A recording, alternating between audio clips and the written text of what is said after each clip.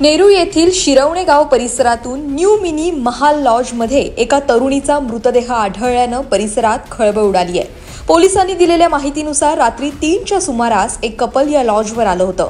त्यावेळी दोघांच्याही चेहऱ्यावर मास्क होते, त्यामुळे ओळख अद्याप स्पष्ट झालेली नाही। पोलिसांकडून पुढील तपास सुरू आहे।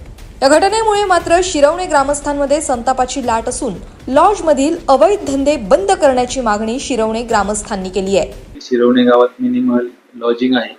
त्या ठिकाणी एक रूम मध्ये 3rd फ्लोअरच्या एका रूम मध्ये महिलेचा मृतदेह असल्याची माहिती आपल्याला मिळाली। त्याच्यानंतर आपण नेरूळ पोलीस स्टेशनने तिथे भेट दिलेली आहे। भेट दिल्यानंतर एकंदरीत आपल्याला असं आढळून आलं की 2 ते 2:30 वाजेच्या दरम्यान एक कपल त्या ठिकाणी आलं होतं।